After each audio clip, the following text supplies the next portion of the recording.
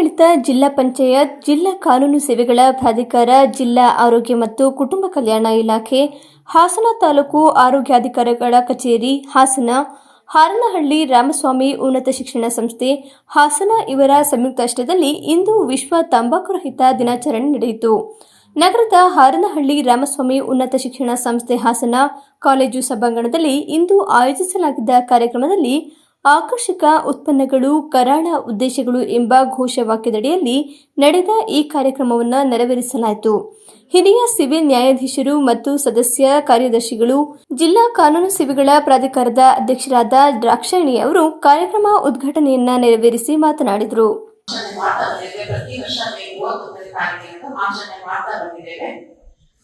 ಇವತ್ತು ಎಲ್ರಿಗೂ ಗೊತ್ತಿದೆ, ನಮಗೆ ಎಲ್ರಿಗೂ ಜನಜನಿತ ಅಂದ್ರೆ ತಂಬಾಕು ಸೇವನೆ ಎಷ್ಟು ಉಚಿತ ಅನ್ನೋದು, ಅದೇ ಎಷ್ಟು ಒಳ್ಳೆಯದು ಮಾನವನ ಆರೋಗ್ಯಕ್ಕೆ ಅನ್ನೋದು. ಆದ್ರೂ ಕೂಡ ಎಲ್ರಿಗೂ ಗೊತ್ತಿದೆ ಅದು ಕೆಟ್ಟದ್ದು ಅಂತ ಹೇಳಿ. ಈಗ ಎಲ್ಲರೂ ಈ ಒಂದು ಯುವ ಜನಾಂಗ ಮೂವಿಗೆ ಹೋಗ್ತೀರಾ, ನಮ್ಮ ಕಡೆ ಎಲ್ಲರೂ ಹೋಗಿದ್ವಿ ಅಂದ್ರೆ ಯುವ ಜನಾಂಗ ಹೆಚ್ಚಾಗಿ ಮೂವಿಗೆ ಹೋಗ್ತೀರಾ. ಫಸ್ಟ್ ಮೂವಿ ಶುರುವಾಗಲಿಕ್ಕೆ ಮೊದಲೇ ಏನನ್ನ ತೋರಿಸ್ತಾರೆ, ಏನನ್ನ ಡಿಸ್ಪ್ಲೇ ಮಾಡ್ತಾರೆ, ಪ್ರದರ್ಶನ ಮಾಡೋದು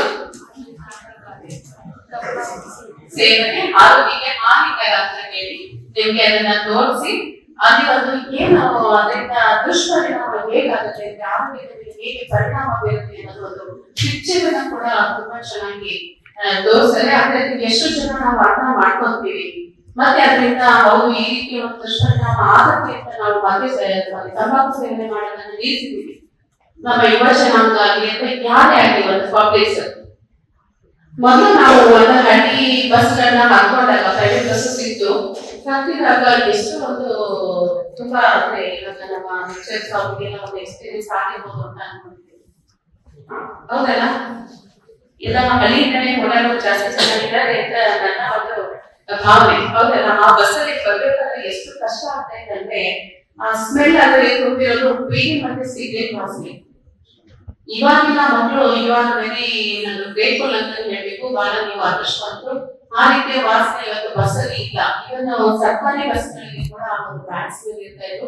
ನಾವೆಲ್ಲ ಆ ಬಸ್ಗಳಲ್ಲಿ ಹತ್ಕೊಂಡು ನಾವು ಕಾಲೇಜಿಗೆ ಸ್ಕೂಲಿಗೆ ಬರ್ಬೇಕಾದ್ರೆ ಮಾನಸಿಕವಾಗಿ ತುಂಬಾ ಒಂಥರ ವೇದನೆ ಅದು. ಆ ಸ್ಮೆಲ್ ನಮ್ಗೆ ಸಹಿಸ್ಕೊಳ್ಳಿಕ್ಕೆ ಅಸಾಧ್ಯ. ಇನ್ಸ್ಪೈರ್ ಆಗೋದ್ರೆ ನಮ್ಗೆ ಬೇರೆ ಮಾರ್ಗನೇ ಇಲ್ಲ. ಅಂದ್ರೆ ಅದೊಂದೇ ವೇ ಆಫ್ ನಮಗೆ ಟ್ರಾವೆಲಿಂಗ್ ಮಾಡ್ಲಿಕ್ಕೆ. ಅದರಿಂದ ಟ್ರಾವೆಲ್ ಮಾಡ್ಬೇಕಾದ್ರೆ ಅಷ್ಟು ಒಂದು ಅಹಿತಕರವಾದ ಒಂದು ಎಕ್ಸ್ಪೀರಿಯನ್ಸ್ ಅನ್ನ ಅನುಭವಿಸಿದ್ವಿ. ಅದರಿಂದ ಇವತ್ತಿನ ಮಟ್ಟಿಗೆ ಅದು ಬ್ಯಾನ್ ಆಗಿದೆ. ಅಂದ್ರೆ ಸಾರ್ವಜನಿಕ ಸ್ಥಳದಲ್ಲಿ ಧೂಮಪಾನ ಮಾಡಬಾರ್ದು ಅಂತ ಹೇಳಿ ಅದೆಲ್ಲ ಕಡೆ ಡಿಸ್ಪ್ಲೇ ಮಾಡಿ ಮತ್ತೆ ಅದನ್ನ ಮಾಡೋರಿಗೆ ದಂಡ ಕೂಡ ವಿಧಿಸುವಂತ ಒಂದು ಕಾನೂನು ಇರೋದ್ರಿಂದ ಸ್ವಲ್ಪ ಮಟ್ಟಿಗೆ ಅನ್ನೋದಕ್ಕಿಂತ ಸಂಪೂರ್ಣವಾಗಿ ಬಸ್ಗಳಲ್ಲಿ ಇಲ್ಲ ಅಂತ ನಾನು ಅನ್ಕೊಂಡಿದ್ದೀನಿ. ಆದ್ರೆ ಸಾರ್ವಜನಿಕ ಸ್ಥಳಗಳಲ್ಲಿ ಏನೂ ಇದೆ. ಫಾರ್ ಎಕ್ಸಾಂಪಲ್ ಈಗ ಬಸ್ ಸ್ಟ್ಯಾಂಡ್ಗೆ ಹೋಗೋದು, ರೈಲ್ವೆ ಸ್ಟೇಷನ್ಗೆ ಹೋಗೋದು, ಅಲ್ಲಿ ಜನಗಳು ಇಟ್ಕೊಂಡಿರ್ತಾರೆ ಒಂದು ತಂಬಾಕು ಅಂದ್ರೆ ಸಿಗರೇಟು, ಬೀಡಿ ಎಲ್ಲ ಇಟ್ಕೊಂಡು ಯಾರಿದ್ದಾರೆ ಯಾರಿಲ್ಲ ಆ ಯೋಚನೆ ಯಾರಿಗೂ ಇರೋದಿಲ್ಲ. ಒಟ್ಟಿಗೆ ಆ ಸಮಯಕ್ಕೆ ಅದು ಬೇಕಂತ ಅನ್ಸುತ್ತೆ. ಹಂಗಿಲ್ಲ ಕೆಲವು ಇನ್ನೂ ಒಂದು ಪ್ರಾಬ್ಲಮ್ಸ್ ನಾನು ಕೇಳಿದ್ದೀನಿ. ಏನಂದ್ರೆ ಹೆಣ್ಣು ಮಕ್ಕಳಾಗಿ ಅಥವಾ ಗಂಡು ಮಕ್ಕಳಾಗಿ ಬರೀ ಗಂಡು ಮಕ್ಕಳಲ್ಲಿ ಈ ಒಂದು ಅಭ್ಯಾಸ ಇದೆ ಅನ್ನೋದು ತಪ್ಪು. ಹೆಣ್ಮಕ್ಳು ಕೂಡ ಈಗ ಹೆಣ್ಮಕ್ಳು ಯಾವ ಕ್ಷೇತ್ರದಲ್ಲಿಯೂ ಇಲ್ಲ ಅಂತ ಹೇಳೋದಿಲ್ಲ. ಹೌದಲ್ಲ, ಕಾಂಪಿಟೇಷನ್ ಎಲ್ಲದರಲ್ಲೂ ಇದೆ. ಎಲ್ಲದರಲ್ಲೂ ನಾವು ಕೂಡ ಫಸ್ಟ್ ಇದ್ದೀವಿ. ಆದ್ರಿಂದ ಹೆಣ್ಮಕ್ಳು ಕೂಡ ಇದಕ್ಕೆ ಬರ್ತಾ ಇಲ್ಲ.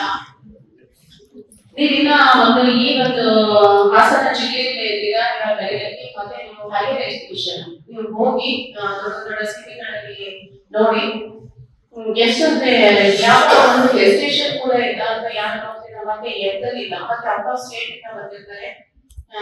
ಏನು ಒಂದು ಅವರಿಗೆ ನಾವು ಮಾಡ್ತಿರೋದು ತಪ್ಪು ಅನ್ನೋ ಭಾವನೆ ಖಂಡಿತ ಬರೋದಿಲ್ಲ. ಆರಾಮಾಗಿ ರಸ್ತೆಯಲ್ಲಿ ಹೋಗ್ತಾ ಇರೋದನ್ನ ಅಂದ್ರೆ ಸ್ಮೋಕ್ ಮಾಡ್ತಾ ಹೋಗ್ತಾ ಇರೋದನ್ನ ನಾವು ಕಣ್ಣಾರೆ ನೋಡಿದ್ವಿ. ಅದನ್ನ ಏನ್ ಮಾಡ್ಲಿಕ್ಕೆ ಆಗ್ತಾನೆ ಇಲ್ಲ. ಅಂದ್ರೆ ಯಾವ ತಂದೆ ತಾಯಿ ಕೂಡ ತನ್ನ ಮಗು ಅಂದ್ರೆ ಮಗ ಅಥವಾ ಮಗಳು ತನಗಿಂತ ತಾನಿರೋ ಲೆವೆಲ್ಗಿಂತ ತನ್ನ ಮಕ್ಕಳು ಉನ್ನತವಾಗಿ ಬೆಳಿಬೇಕು, ಉನ್ನತವಾಗಿ ಇರ್ಬೇಕು ಅಂತಾನೆ ಎಕ್ಸ್ಪೆಕ್ಟ್ ಮಾಡ್ತಾರೆ. ಯಾವ ತಂದೆ ತಾಯಿನೂ ಕೂಡ ತನ್ನ ಮಗ ಅಥವಾ ಮಗು ಈ ತರ ಸ್ಮೋಕ್ ಮಾಡಿ ಮತ್ತು ನೀನು ಗಮನ ಪೋಸ್ ಕೊಡ್ಕೊಂಡು ರಸ್ತೆಯಲ್ಲಿ ಹೋಗ್ಬೇಕು ಅಥವಾ ಕಾರಿಗೆ ಹೋಗ್ಬೇಕು ಬೈಕ್ ಯಾರು ಎಕ್ಸ್ಪೆಕ್ಟ್ ಮಾಡ್ತಾರಾ? ಪೇರೆಂಟ್ಸ್ ಈಗ ಚಿಲ್ಡ್ರನ್ಸ್ ಹೇಳ್ಬೇಕು ಹೇಳ್ತೀರಾ? ಯಾರು ಅಪ್ಪ ಅಮ್ಮ ಅದರ ಎಕ್ಸ್ಪೆಕ್ಟೇಷನ್ ಇದೆಯಾ? ನನ್ ಮಗ ಹೀಗಿರ್ಬೇಕು, ಹಾಗಿರ್ಬೇಕು, ಕೈಯಲ್ಲೆಲ್ಲ ರಿಂಗ್ಸ್ ಹಾಕೊಂಡು ಏನದು ಪೋಸ್ಟ್ ಕೊಟ್ಕೊಂಡು ಈ ತರ ಇರ್ಬೇಕಂತ ಎಕ್ಸ್ಪೆಕ್ಟ್ ಮಾಡ್ತಾರ. ಇದನ್ನ ಒಬ್ಬ ಸಭ್ಯವಾಗಿರ್ಬೇಕಂತಾನೆ ಪ್ರತಿಯೊಂದು ತಂದೆ ತಾಯಿಯ ಒಂದು ಆಸೆ ಆಕಾಂಕ್ಷೆ. ಆ ನಿಟ್ಟಿನಲ್ಲಿ ಆ ಮಕ್ಕಳನ್ನ ಬೆಳೆಸ್ತಾರೆ. ಇಬ್ರು ಕೂಡ ಪೋಷಕರು ಅಷ್ಟು ಕಷ್ಟಪಟ್ಟೆ, ಆದ್ರೆ ನಮ್ಮ ಯುವ ಜನಾಂಗ ತುಳಿತಾ ಇರುವಂತ ದಾರಿ